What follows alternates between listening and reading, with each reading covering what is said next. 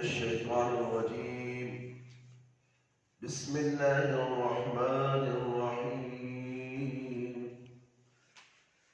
نحمده ونصلي على رسوله الكريم. أما بعد، فإن خير الحديث كتاب الله، وخير الهدي هدي محمد صلى الله عليه وسلم، وشر الأمور محدثاتها، وكل محدثة بدعة، وكل بدعة ضلالة، وكل ضلالة في النار. باب في التقوى. قال الله تعالى: يا أيها الذين آمنوا اتقوا الله حق تقاته. سورة العمران آیت نمبر 102.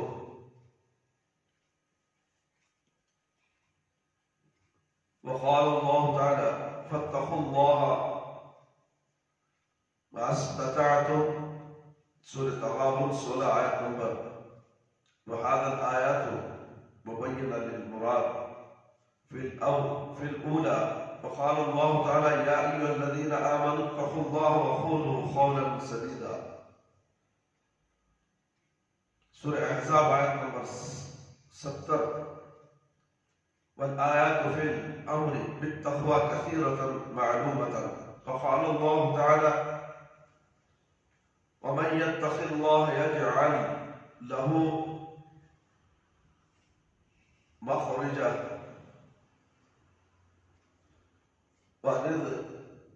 ورزقه من حيث لا يحتسب. سورة طلاق آیت نمبر 2 سے 3. وقال الله تعالى: إن اتقوا الله يجعل لكم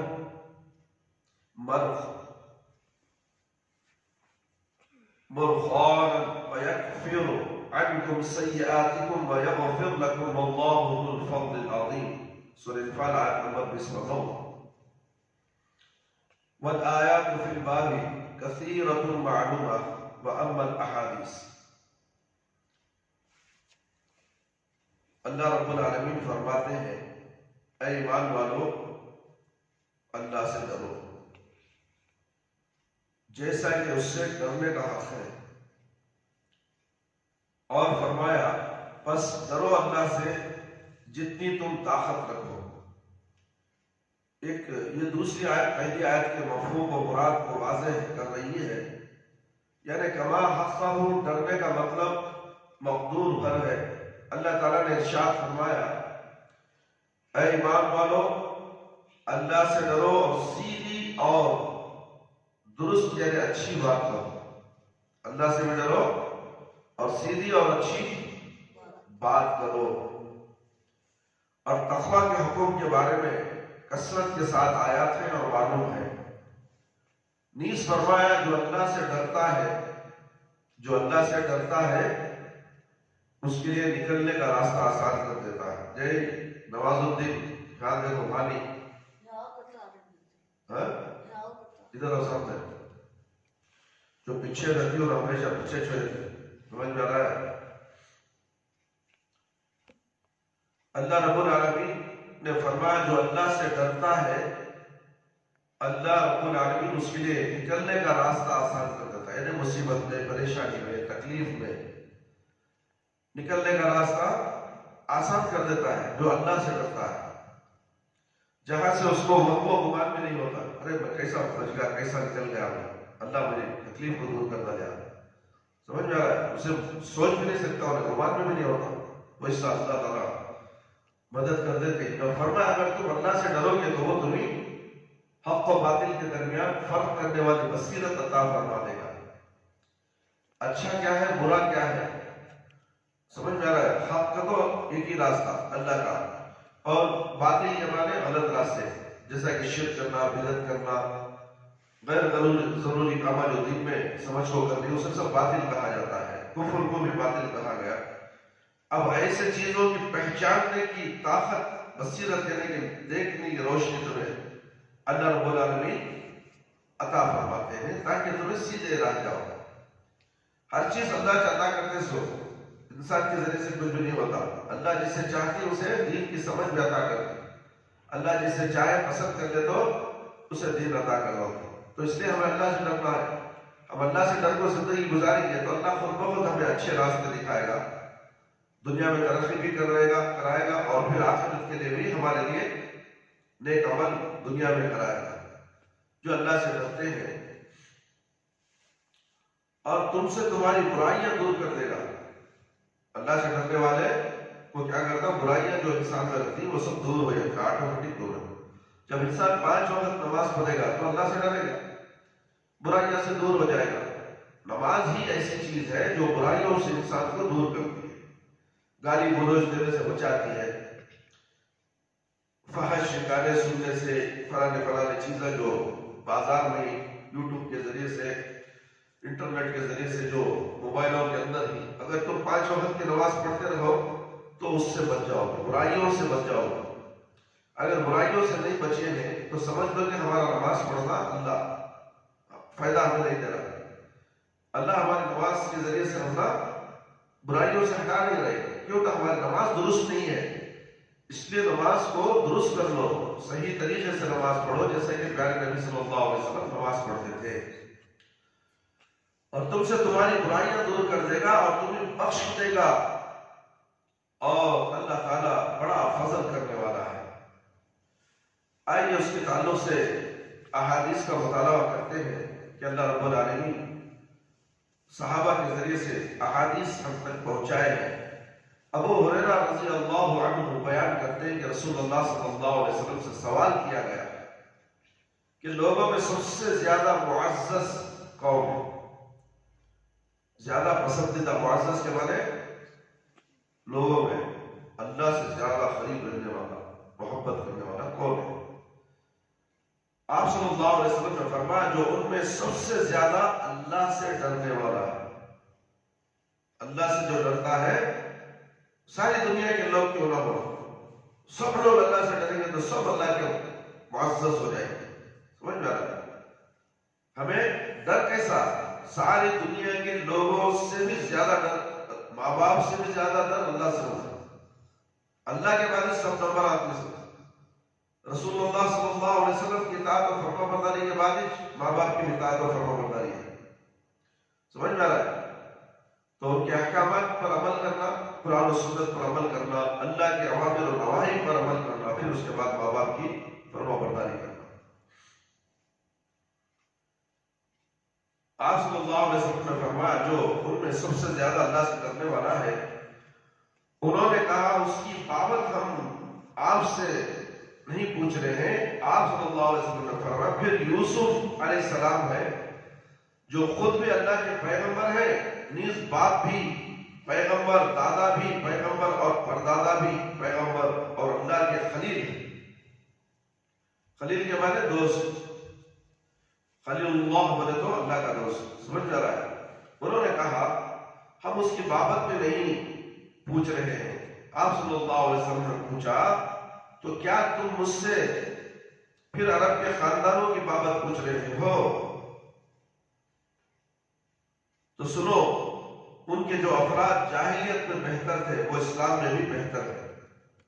اسلام سے پہلے جو جہالت میں تھے عرب کے لوگ, اسلام میں بھی بہتر ہے. یعنی اسلام میں کسی کی دنیاوی جاہ و مرتبت میں کمی نہیں کی ہے, بشرطیہ کہ وہ دین کی سمجھ حاصل کرے. دین کی سمجھ ہونا, دین کی سمجھ نہیں رہا تو تعویذ, گھنٹے, پنڈے سب تعویذ نکالے تو اپنے غصہ مار کر کیا ہمارا بچے کی تعویذ نکالے. یہ تمام دین کی سمجھ نہ ہونے کی وجہ سے غلط راستے میں چلے جاتے ہیں. تو اس لیے بشرط یہ ہے کہ وہ دین کی سمجھ حاصل کرے, کوئی بھی ہو گئے. سمجھ میں آ رہا ہے؟ جو جہالت میں ہے, علم نہیں معلوم ہے, دین کا طریقہ, اسلام کا طریقہ کچھ بھی نہیں معلوم ہو تو سمجھنے کی کوشش کریں, جاننے کی کوشش کریں. اسے بخاری اور مسلم نے روایت کی ہے. اس سے معلوم ہوا کہ جو خاندان اسلام سے خبر دنیاوی شرف و فضل اور اپنی امتیازی خصوصیات سے مثلا سخاوت و شجاعت, صداقت وغیرہ میں ممتاز تھے, قبول اسلام کے بعد ان کے اعزاز و اکرام کو نظر انداز نہیں کیا جا سکتا، نہیں کیا گیا، بلکہ اسے دین کے علم اور عمل کے ساتھ شروع کر دیا گیا، اور ان کی صلاحیتوں اور خودداری وغیرہ اوصاف حمیدہ کا رخ بدل دیا گیا۔ پہلے یہ صلاحیتیں کفر کے لیے استعمال ہوتی تھی، اب اسلام کے لیے وقف کر دی گئی۔ جو زمانے جاہلیت ہے، جو انسان جاہل ہوتا ہے تو شرک کرتا ہے، کفر کرتا ہے، تو اسلام میں داخل ہو گیا، دین سمجھ میں آ گئی، تو انہیں کیا کرتا، جو کام شرک میں زوردار کرتا تھا، اب وہ دین سمجھنے کے بعد دین، اصل دین کیا ہے، اس میں زیادہ حصہ لے کرو، زیادہ بڑھ چڑھ کر حصہ لے، نہیں کہ زیادہ اس میں کمانے کی کوشش کرو۔ سمجھ میں آ رہا ہے؟ تو اللہ تعالیٰ وہ شرط لگا دیے۔ ابو سعید خدری رضی اللہ عنہ سے روایت ہے کہ نبی کریم صلی اللہ علیہ وسلم نے فرمایا، بے شک دنیا شیرین و شاداب سرسبز ہے۔ شیرین کے معنی میٹھی ہے، دنیا میٹھی ہے، سمجھ میں آ رہا ہے؟ میٹھی کتنا دیتی ہے، ٹی وی موبائل پر لیتا ہے، انٹرنیٹ دیکھتے ہیں کیسے دیتی ہے، پھیکی دیتی ہے، دنیا کے مزاقہ، کھیلا کودا گیما سب ہے تو خوش ہوتا ہے، جیسا لڈو کھانا کرنا، لڈو کھانے بیٹھے تو مزہ ملتا نہیں، میٹھا کھائے تو کیا اچھا لذت محسوس ہوتی ہے۔ اسی طرح آج کے بچوں کو کیا ہے، انٹرنیٹ کا موبائل ہاتھ میں دے لے تو وہ لوگ کھانا نہیں کھاتے، پانی بھی نہیں پیتے، پورا دن پورا وقت اس کے اندر لگا دیتے ہیں اور خوشی محسوس کرتے ہیں۔ اسی لیے دنیا کو کیا کہا گیا، میٹھی دنیا۔ شیطان میٹھا بنا کے تمہارے سامنے پیش کرتا ہے، لے کھائے، اور تمہیں دین کی سمجھ نہ ہونے کی وجہ سے خوشیوں کو میٹھا کھانا شروع کرو۔ جیسے جیسے وہ میٹھا کھاتے کھاتے کھاتے اللہ تعالیٰ تمہیں گمراہ کر دیتا، جہنم کو جانے کے راستے میں نکل پڑتے ہیں۔ اللہ ماشاء اللہ، اگر کوئی دین کی سمجھ حاصل کر لیا، یہ غلط ہے، نہیں کرنا، اس کے پیچھے اذان ہو، چلو چلو نماز کو چلو، نماز پڑھیے پہلے، اللہ رب العالمین کے لیے اپنا سر جھکائیں گے اللہ کے سامنے جا کر، اللہ بڑا ہے، اللہ بڑا ہے، اللہ بڑا ہے، اللہ بڑا ہے۔ اذان ہوتی ہے نہیں، اللہ اکبر کے معنی کیا ہے، اللہ اکبر، اللہ سب سے بڑا ہے، سب سے، ساری کائنات سے، سارے انسانوں سے، جنات سے، ساری کائنات سے سب سے بڑا اللہ ہے۔ اسی لیے اذان میں دیا جاتا ہے، اللہ سب سے بڑا ہے، اللہ اکبر، اللہ اکبر، اللہ اکبر، اللہ، 4 مرتبہ پکارا جاتا ہے۔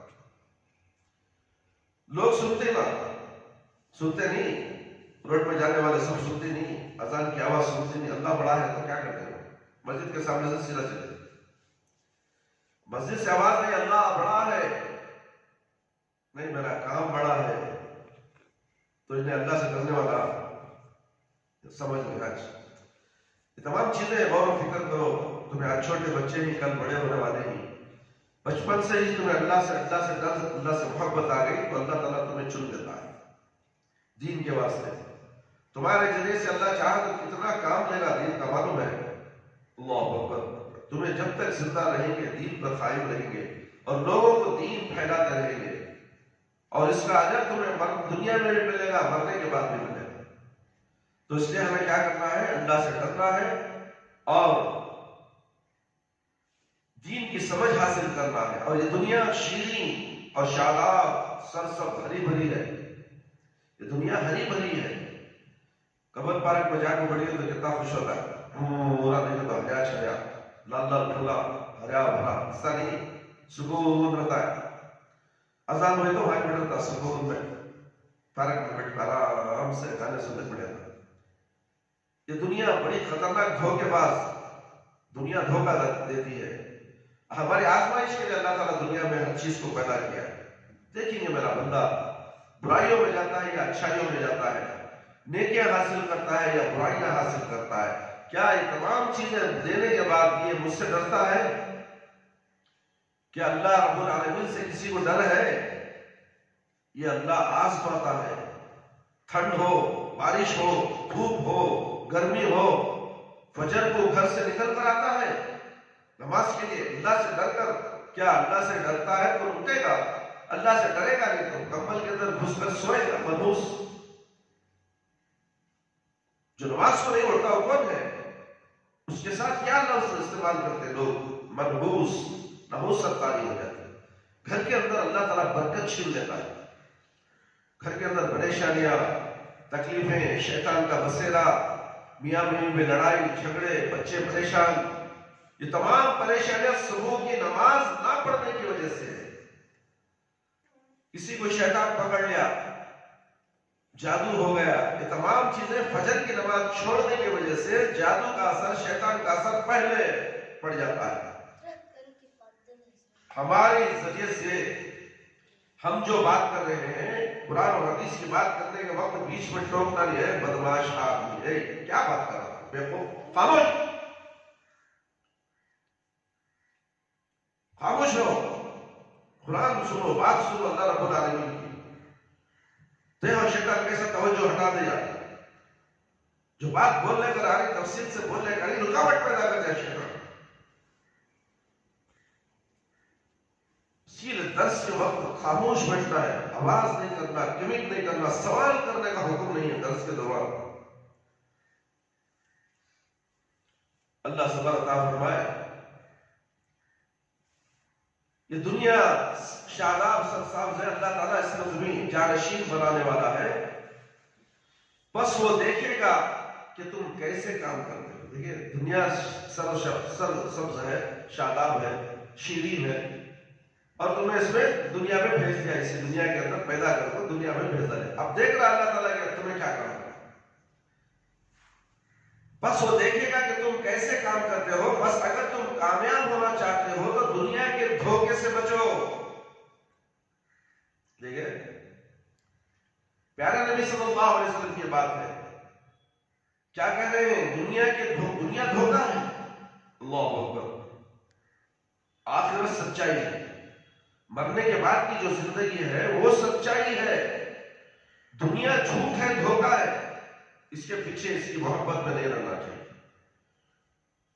اگر اس کی محبت میں رہو موت آگے کیا کرے گی بے نمازی ہوگی دین مانوں میں کیا بھی نہیں موت آئے گی مر کے چلے سوال و جواب ہوگا حساب و کتاب دینا پڑے گا. میں نے اتنی زندگی تمہیں دی تھی کیا کر کر آتا دنیا کمائے دنیا میں لگو تھے اللہ سے ڈرے نہیں 5 وقت کی نماز نہیں پڑھے چلو اپنے اندر ختم معاملہ. خبر میں سوال ہو جاتا خبر میں عذاب شروع ہو جاتا ہے قیامت تک سور پھونکنے تک. تو پھر کیا کرو گے تم؟ تو اس لیے یہ دنیا دھوکا ہے. اس دھوکے سے بچو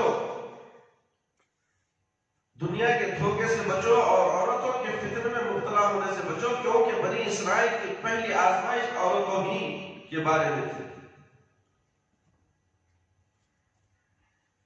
آج ٹی وی کے اندر دیکھو عورتیں ننگی عورتیں کپڑے نہیں کیا بھی نہیں چھوٹے چھوٹے بچے گندے فلمیں نظر آ جاتے ہیں بچوں کے ساتھ. عورت فتنہ ہے. عورت